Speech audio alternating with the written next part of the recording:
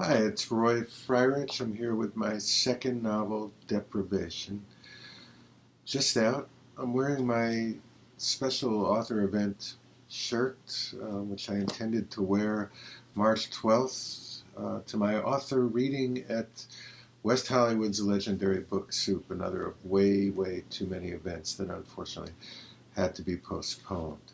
This one is about insomnia, kind of thematic perhaps at the moment. In this case, total mass insomnia on a New England tourist island over the course of 9, 10 nights. And so behavior changes for residents and tourists.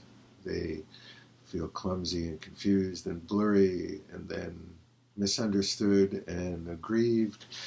And then the manic states set in, the delusions, eventually the hallucinations, psychopathic behavior, and mob rule, murder, and suicide. But there's also redemption, courage, and sacrifice. And to the extent that there's true horrific adversity, there's victory here as well. Um, Good things perhaps to hear at the moment. The characters in this are a hapless police chief struggling in vain to keep order, reeling from sleeplessness himself. All the characters are. There's not a reliable narrator in the bunch. This police chief becomes obsessed with the idea that the insomnia will cross over to the mainland, where his daughter is a college student and her eyes will open in the middle of the night and never close again. And so he contemplates some fairly desperate measures to prevent that at all costs. Next up is a teenage tourist visiting the island with her bitter, estranged mom, whom she escapes by trysting with a local surfer and falling earnestly and madly and deeply in love. And they smoke a lot of pot together and compete in an online game with hundreds of their friends who can stay awake the longest by tweeting every 15 minutes.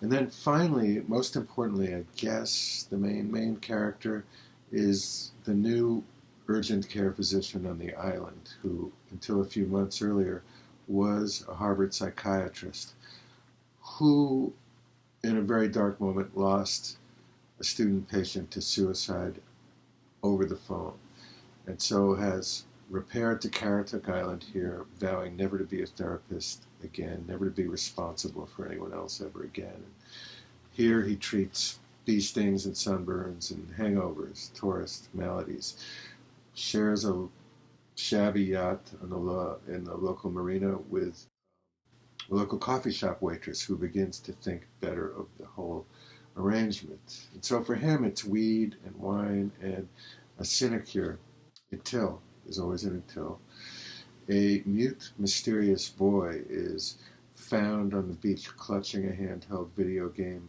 unable or unwilling to say anything about himself. And so it falls to Sam, who's quite reluctant to connect with this boy and figure out who he is and protect him and take care of him. And he struggles with it, and just as that becomes his struggle, he's confronted with sleepless patients arriving at his clinic, complaining of various and sundry maladies. The neighbors next door need marital therapy. Though lights from across the way are too bright, there are insects buzzing around, but our urgent care clinician figures out it's something bigger. Thank you for listening to that intro to Deprivation. If you're at all interested or so inclined, please go. Well, you can't go down to your local bookstore, but you can order from your bookstore of choice online, always from Amazon.